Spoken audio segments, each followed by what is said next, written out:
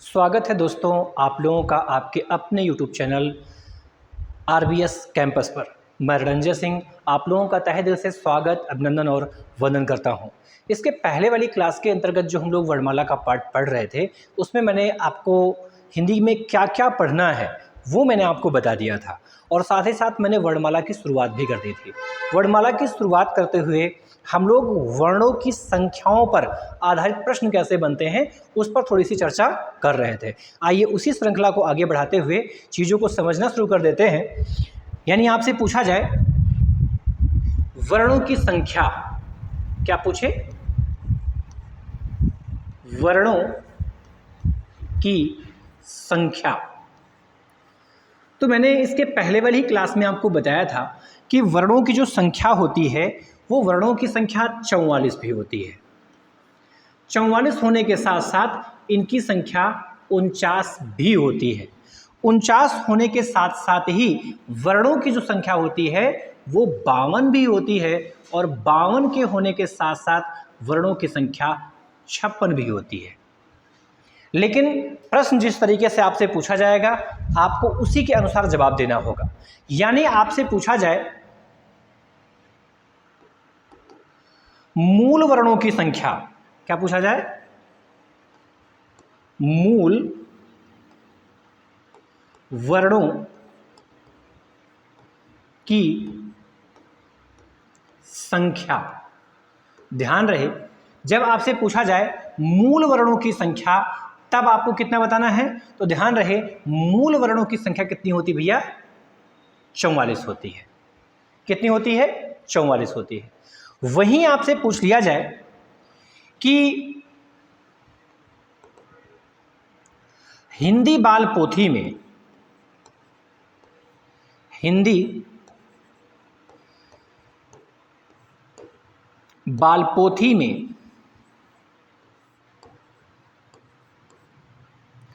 में वर्णों की संख्या कितनी है, तब आपको बताना होगा 49। कितना बताना होगा? 49 बताना होगा। वहीं आपसे यदि पूछ लिया जाए कि हिंदी वर्णमाला में मानक वर्णों की संख्या, क्या?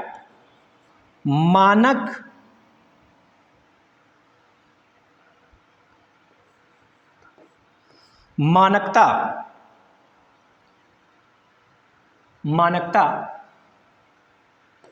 के अनुसार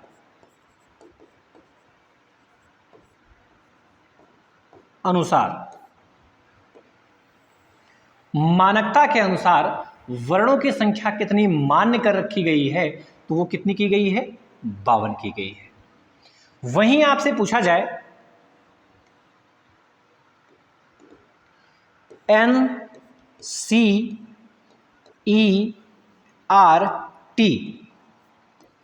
के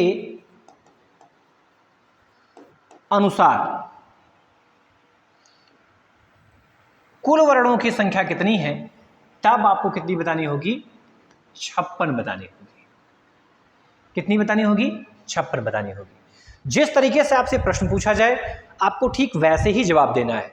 लेकिन ध्यान रहे, अगर आपसे ना तो मूल वर्ण पूछा जाए, ना ही आपसे हिंदी बाल पोथी के आधार पर पूछा जाए, ना आपसे मानकता के आधार पर पूछा जाए, ना ही आपसे एनसीईआरटी के अनुसार पूछा जाए, मतलब जितने भी आधार मैंने बताए उसमें से कोई आधार ही ना दे, प्रश्न डायरेक्ट बन जाए।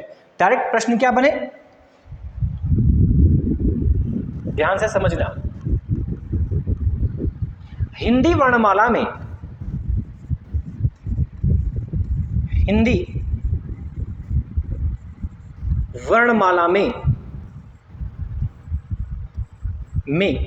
वर्णों की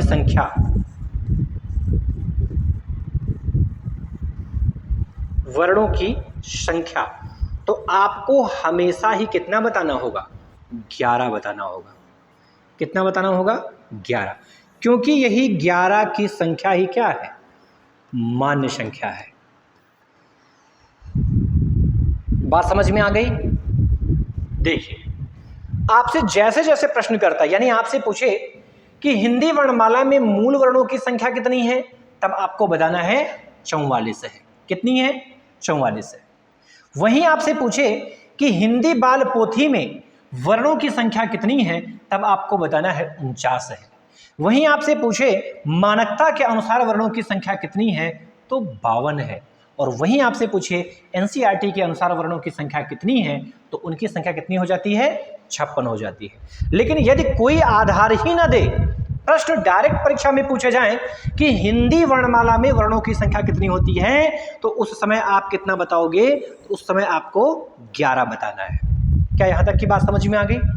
चलिए आगे चलते हैं, इनकी संख्याओं से जुड़ी हुई कुछ और चीजें समझ लेते हैं। देखिए, मन में भ्रम जैसी कोई बात नहीं होनी चाहिए, ध्यान से समझना। आपको पता है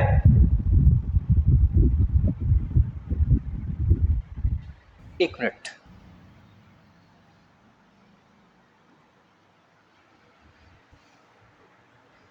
हिंदी वर्णमाला में वर्णों की संख्या, तो हिंदी वर्णमाला में जो वर्णों की संख्या है भैया, वो वर्णों की संख्या कितनी है? ध्यान से समझेंगे। ये थोड़ा सा मिस्टेक हो गया, ये स्वर वर्णों की संख्या मैंने आपको बता रखी है। हिंदी वर्णमाला में मानक वर्णों की संख्या की जब बात करेंगे, तब संख्या कितनी हो जाएगी? तब संख्या हो जाएगी आपकी 52। कितनी हो जाएगी? 52 हो जाएगी।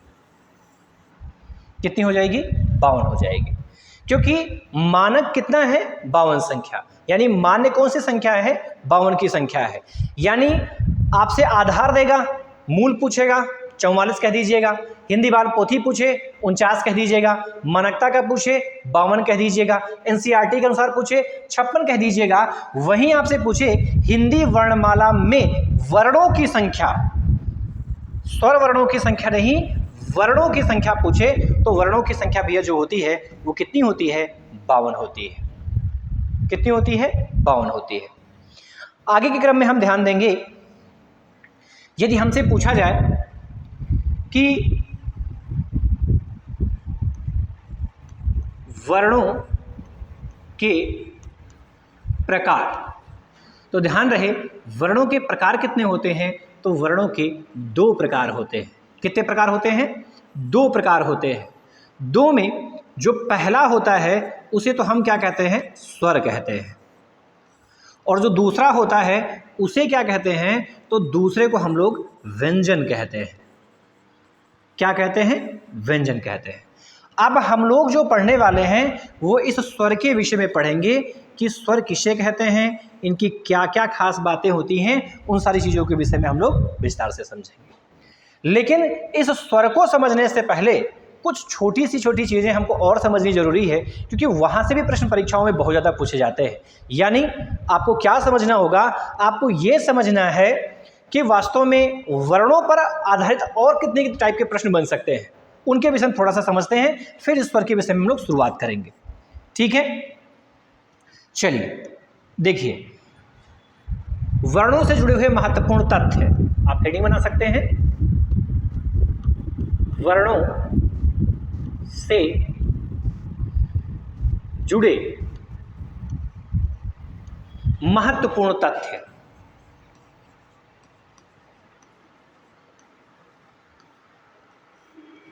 महत्वपूर्ण तथ्य,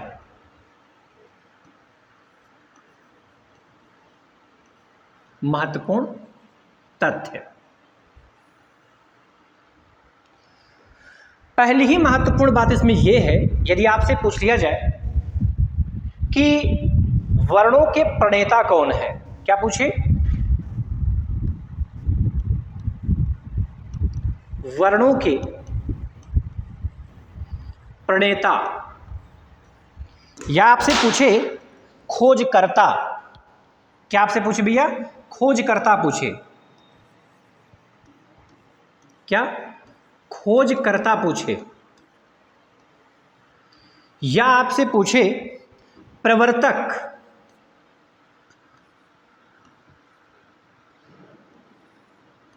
प्रवर्तक, या आपसे पूछे जनक, या आपसे पूछे पिता, तब आपको क्या बताना है? तब आपको बताना होगा आचार्य पाणिनि। आचार्य पाणिनि। क्या बताना होगा? आचार्य पाणिनि। दूसरी महत्वपूर्ण बात आपसे पूछी जाए कि वर्णों पर आधारित जो प्रथम पुस्तक रही उस पुस्तक का नाम क्या है, अर्थात वर्णों के विषय में सविस्तृत व्याख्या किस पुस्तक में की गई और किसके द्वारा की गई। तो ध्यान रहे, वर्णों की सविस्तृत व्याख्या तो किसके द्वारा की गई, तो वो की गई आचार्य पाणिनि जी के द्वारा। और इनकी पुस्तक का नाम क्या है, तो इनकी पुस्तक का नाम है अष्टाध्यायी। क्या नाम है? अष्टाध्यायी। यानी आपसे पूछा जाए वर्णों पर आधारित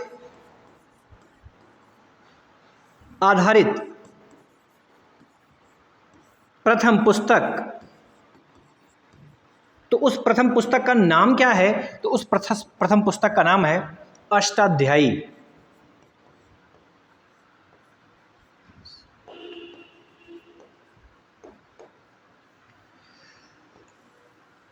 अष्टाध्यायी है। और यह अष्टाध्यायी पुस्तक किसकी है? यह अष्टाध्यायी पुस्तक महर्षि पाणिनि की है या आचार्य पाणिनि की है। यहां तक की बात समझ में आ गई। चलिए आगे की चीजें समझते हैं। यहीं से आपसे प्रश्न पूछा जाए कि भाषा की सबसे छोटी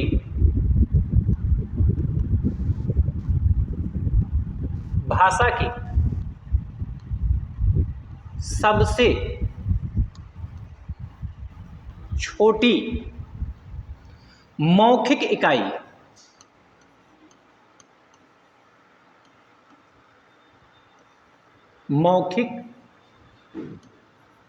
इकाई तब आपको क्या बताना होगा? तब आपको बताना होगा ध्वनि। क्या बताना होगा भैया? ध्वनि बताना होगा। क्यों? क्योंकि इसने भाषा की सबसे छोटी मौखिक इकाई पूछी है। कैसी इकाई पूछी है? मौखिक इकाई पूछी है। यहीं थोड़ी सी चेंजिंग के साथ इसी प्रश्न को अगर परिवर्तित किया जाए और आपसे ऐसे प्रश्न बनाया जाए, भाषा की सबसे छोटी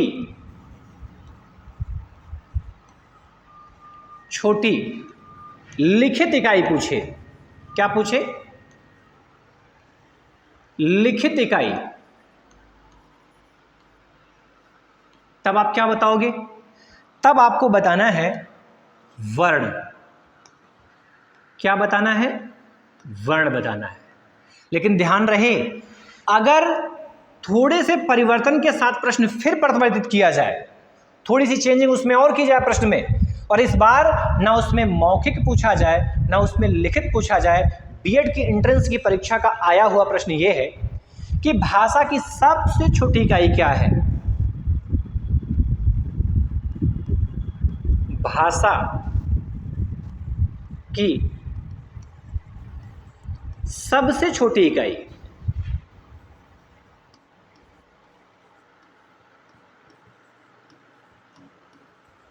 सबसे छोटी इकाई क्या है? तो भाषा की सबसे छोटी इकाई क्या होती है? वर्ण होती है। क्या होती है भैया? वर्ण होती है। और पेपर में यह प्रश्न पूछा गया था मोस्ट। ठीक है, यहीं से आपसे थोड़े से चेंजिंग के साथ और प्रश्न पूछा जा सकता है। आपसे पूछे सार्थकता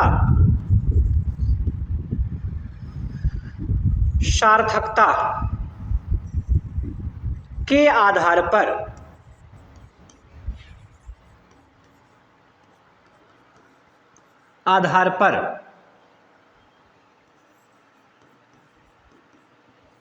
भाषा की सबसे छोटी इकाई। तब आप क्या बताएंगे? तब आपको बताना होगा शब्द। क्या बताना होगा भैया? शब्द बताना होगा। क्या बताना होगा? शब्द बताना होगा। थोड़ा सा और परिवर्तन के साथ आपसे पूछ लिया जाए, आपसे पूछा जाए अर्थ प्रदान करने वाली,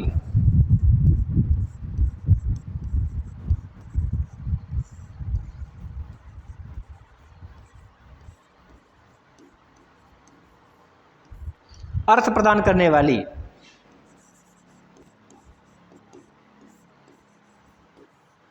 भाषा की सबसे छोटी इकाई,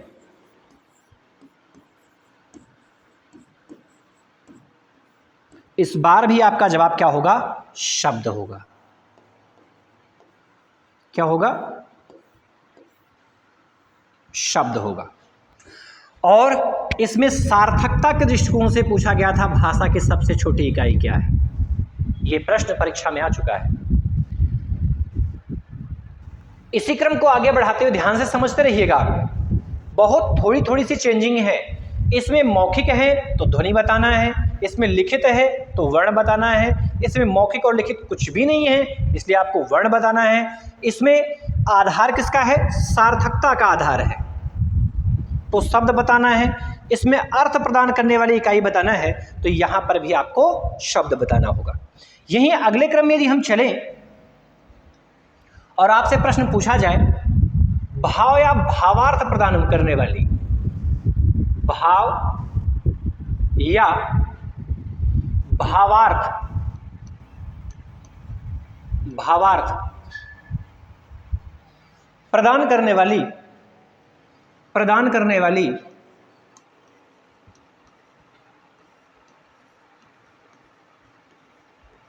करने वाली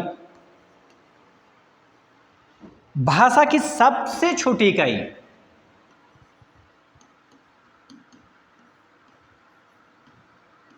भाषा की सबसे छोटी इकाई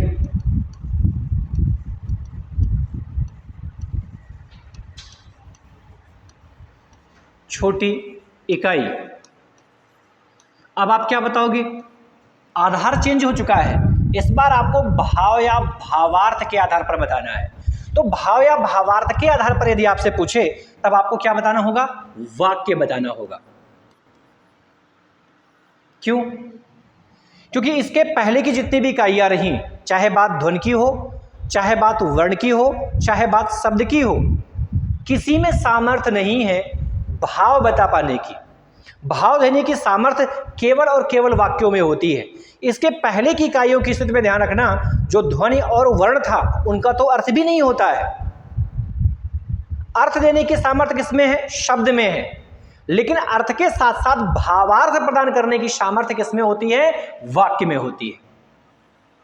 किसमें होती है? वाक्य में होती है। एक पंक्ति ध्यान से समझिए, अर्थ और भावार्थ में फर्क क्या होता है।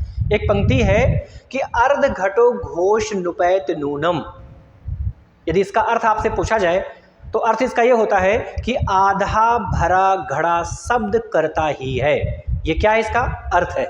लेकिन भावार्थ यदि इसका पूछ लिया जाए तो भावार्थ क्या होगा कि जिस प्रकार से आधा भरा हुआ घड़ा शब्द करता है, ठीक उसी प्रकार से जो अल्पज्ञानी लोग होते हैं वो अपने ज्ञान का ओछा प्रदर्शन करते हैं।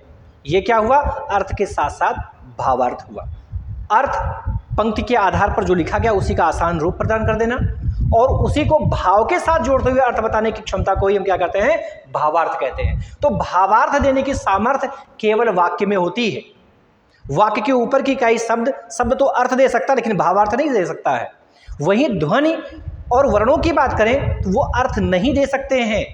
अर्थ देने की सामर्थ्य केवल किसमें होती है? शब्द में होती है। यहीं से आपसे एक छोटा सा प्रश्न और पूछ लिया जाए थोड़े से परिवर्तन के साथ। देखिए चीजें बहुत माइन्यूट सी हैं, बहुत छोटे छोटे परिवर्तन हैं। अगर वही परिवर्तन समझ गए तो हिंदी आसान और नहीं समझ पाए तो हिंदी कठिन। क्या है? ध्यान से समझिएगा। आपसे पूछा जाए भाषा की सबसे बड़ी इकाई, भाषा की सबसे बड़ी इकाई, या आपसे पूछे भाषा का सबसे बड़ा अंग, चाहे इकाई पूछे या फिर आपसे क्या पूछे? अंग, तो अब भी आपको क्या कहना होगा? वाक्य। क्या कहना होगा? वाक्य। क्यों? क्योंकि मैंने इसके पहले वाली क्लास में आपको बताया था कि जो व्याकरण है उस व्याकरण के अंग कितने होते हैं? 3 होते हैं। व्याकरण के अंग कितने होते हैं? तो व्याकरण के 3 अंग होते हैं। वो 3 अंगों में मैंने आपको बताया था, एक क्या होता है? तो एक उसमें वर्ण होता है। क्या होता है? वर्ण होता है। एक क्या होता है? शब्द होता है। और एक क्या होता है? वाक्य होता है। वही मैंने आपको बताया था, वर्ण सबसे छोटा अंग है और वाक्य सबसे बड़ा अंग है। यहां तक की बात समझ में आ गई? चलिए अब हम लोग क्या समझते हैं, इसके आगे स्वर के विषय में विस्तार से समझते हैं। चलिए आपसे पूछा जाए स्वर के विषय में। स्वर, स्वर से सबसे पहला प्रश्न बनता है कि भाई स्वर कहते किसे हैं, यानी कि इसकी परिभाषा, यानी आपको क्या बताना है? तो इसकी परिभाषा बतानी है कि स्वर किसे कहते हैं। स्वर किसे कहते हैं? बहुत आसान सा शब्द के अनुसार ही अपने सारी चीजों को बता रहा है। स्वर मतलब स्वतंत्र, अर्थात जिन वर्णों का उच्चारण हम स्वतंत्रता पूर्वक करते हैं, बिना किसी रुकावट के करते हैं, उसको ही क्या कहते हैं? स्वर कहते हैं। आप लिख सकते हैं, जिन वर्णों का उच्चारण, वर्णों का उच्चारण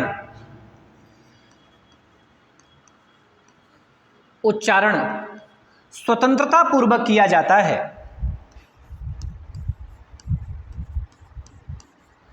स्वतंत्रता पूर्वक किया जाता है,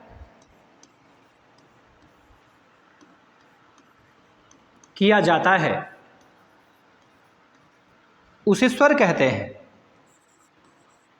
उसे क्या कहते हैं? तो उसे स्वर कहते हैं।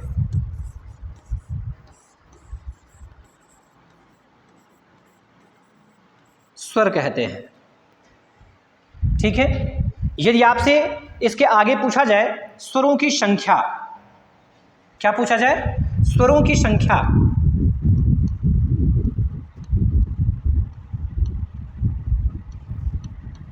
तो मैंने आपको बताया था इसके पहले वाली क्लास में ही कि जो स्वरों की संख्या होती है वो स्वरों की संख्या 3 भी होती है, स्वरों की संख्या 4 भी होती है, स्वरों की संख्या 7 भी होती है, स्वरों की संख्या 10 भी होती है, स्वरों की संख्या 11 भी होती है और स्वरों की संख्या 13 भी होती है।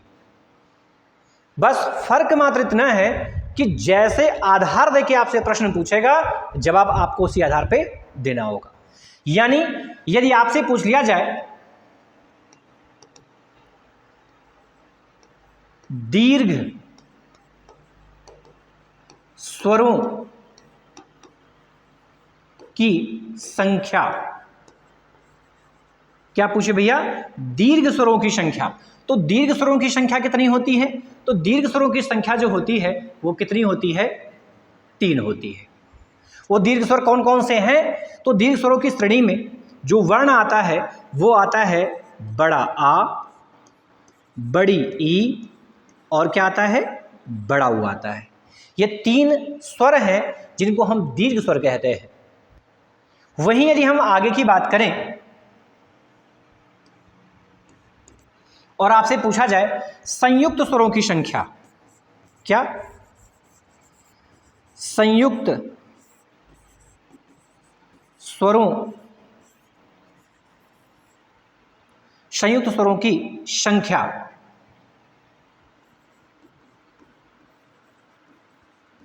या फिर यहीं से थोड़े से परिवर्तन के साथ बताया आपसे पूछे मूल स्वरों की संख्या, क्या पूछे? मूल स्वरों की संख्या, तब आपको कितना बताना है? तो ध्यान रहे, तब आपको बताना होगा 4। अब जो संयुक्त स्वर होता है, इस संयुक्त स्वर की श्रेणी में कौन कौन से वर्ण आते हैं? देखो यहां जो वर्ण आते हैं वो आता है ए, आई, ओ और कौन आता है? औ आता है। लेकिन यहाँ मूल की बात जब करेंगे तो मूल में आता है अ, ई, उ और री, ये 4 वर्ण आते हैं। ठीक है, वहीं आपसे पूछ लिया जाए संधि स्वरों की संख्या, क्या पूछा जाए? संधि स्वरों की संख्या। संधि स्वरों की संख्या। तो जो संधि स्वर हैं वो संधि स्वर कितने हैं? उन संधि स्वरों की संख्या 7 होती है। कितनी होती है? 7 होती है। वहां कौन कौन से वर्ण आते हैं? तो वहां आता है एक बड़ा, बड़ी, बड़ाओ और ए, ऐ, ओ और औ। तो ऊपर 3, नीचे 4, 4 और 3 7। आपसे जो जैसे पूछ रहा है जवाब आपको वैसे ही देना, अपने मन से दिमाग में नहीं लगाना, उसमें जितना जैसे पूछ रहा है जवाब आपको उसी आधार पर देना होगा, और सारे प्रश्न परीक्षा में बन चुके हैं। आगे चले, अब 10, 11 और 13 का आधार समझते हैं। जब आपसे पूछे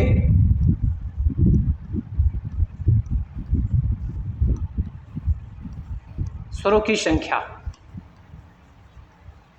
तो उसमें मैंने पहले वाली स्लाइड में आपको बताया था कि इनकी संख्या 11 भी होती है, और उसके भी पहले मैंने इसको 10 भी बताया था, और उसके बाद मैंने 13 बताया था। अब देखो, आपको 10 कब बताना है ये महत्वपूर्ण बात समझिएगा, ये कई किताबों में देखने के लिए आपको मिल जाएगा। ध्यान रहे, आपसे पूछे भोलानाथ तिवारी जी के अनुसार स्वर वर्णों की संख्या कितनी है? क्या? भोलानाथ तिवारी जी के अनुसार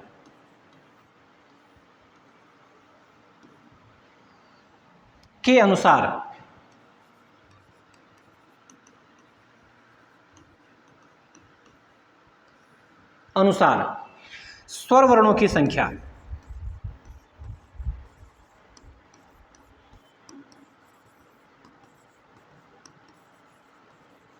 तब आपको कितना बताना है? 10। अब इसमें 10 में कौन कौन आते हैं ध्यान से समझेंगे। यहां पर छोटा, बड़ा, छोटी, बड़ी, छोटा ऊ हो गया, बड़ा ऊ, है ना। बस इसमें री नहीं आएगा, री वर्ण नहीं आएगा। उसके बाद में ए, ऐ, ओ, औ। काउंट करिए, 1 2 3 4 5 6 7 8 9 10। इसमें कौन सा वर्ण छूट गया है? तो री वर्ण छूट गया है, क्योंकि आचार्य भोलानाथ तिवारी जी ने री वर्ण को स्वर ही नहीं माना है। उनका यह मानना था कि री वर्ण का उच्चारण व्यंजन वर्ण की भांति होता है, अतः री वर्ण व्यंजन वर्ण श्रृंखला में बैठने के काबिल ही नहीं है। तो आपसे पूछा जाए कि भोलानाथ तिवारी जी के अनुसार स्वर वर्णों की संख्या कितनी है, तब आपको कितना बताना है? 10 बताना है। लेकिन वहीं फिर ध्यान से समझेंगे, अगर आपको आधार थोड़ा सा बदल दे, है ना, और आधार में इस बार क्या पूछे? मानकता के दृष्टिकोण से, मानकता की दृष्टि से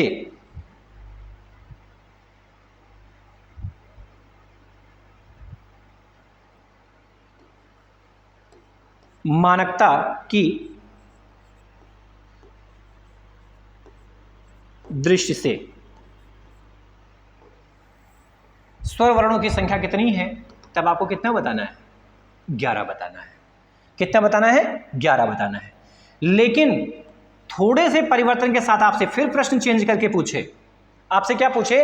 हिंदी बाल पोथी, क्या पूछे? हिंदी बाल पोथी, हिंदी बाल पोथी, या आपसे पूछे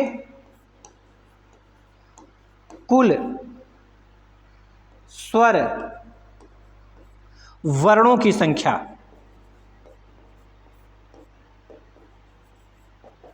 संख्या। तो अभी क्या बताना होगा? अभी आपको बताना होगा 13। लेकिन फिर वही बात, ना आपसे मूल पूछे, ना संयुक्त पूछे, ना भोलानाथ तिवारी जी के अनुसार पूछे, ना संधि पूछे, कोई आधार ही न दे और प्रश्न स्वतंत्र रूप में बना दिया जाए, प्रश्न डायरेक्ट बना दिया जाए कि हिंदी वर्णमाला में वर्णों की संख्या कितनी है, तो उस समय आपको क्या बताना होगा? 11 बताना होगा। ध्यान से समझिएगा, क्या कह दिया जाए? हिंदी वर्णमाला में, नोट करके इसको लिखेंगे आप, हिंदी वर्णमाला में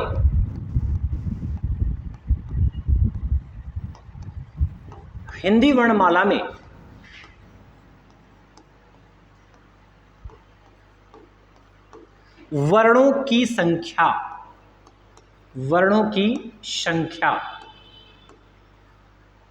हिंदी वर्णमाला में स्वर वर्णों की संख्या, वर्णों की नहीं, स्वर वर्णों की संख्या। तब इस बार क्या बताना होगा? इस बार आपको बताना होगा 11। क्या बताना होगा? 11। अगर केवल वर्ण की बात कर लेता तब कितना बताते? 52। व्यंजन पूछ लेता तब क्या बताते आप? तब आपको क्या बताना होता? तब आपको 33 बताना होता। लेकिन इस बार वो पूछ क्या रहा है? स्वर पूछ रहा है, स्वर। चलो, अब ये चिन्ह भी लग गया है, तो इस चिन्ह के विषय में थोड़ी जानकारी। ये जो चिन्ह लगा हुआ है, इसका नाम क्या है?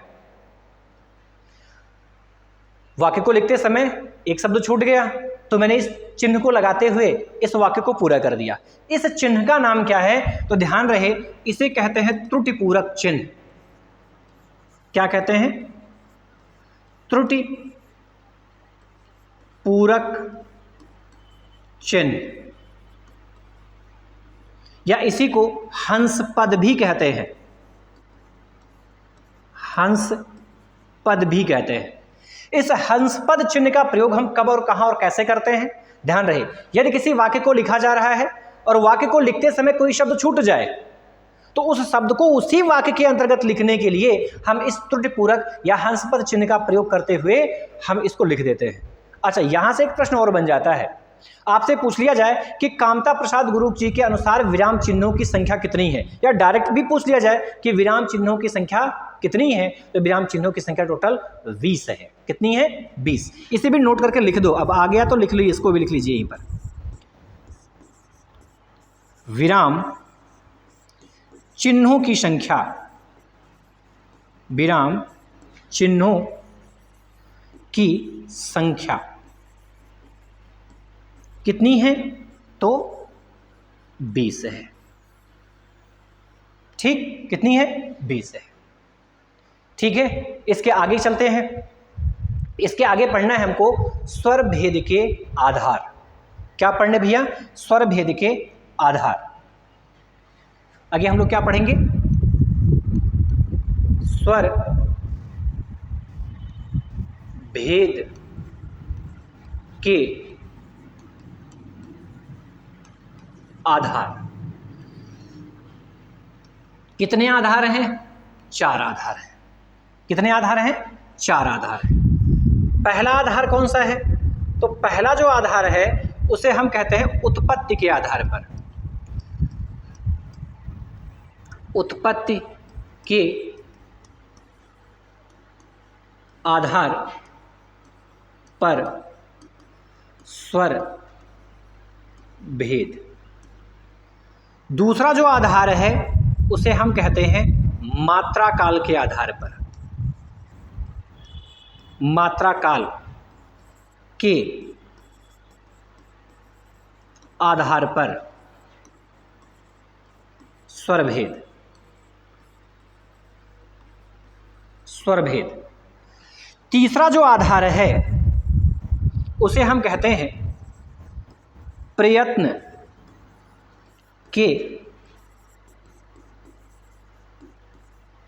आधार पर स्वर भेद।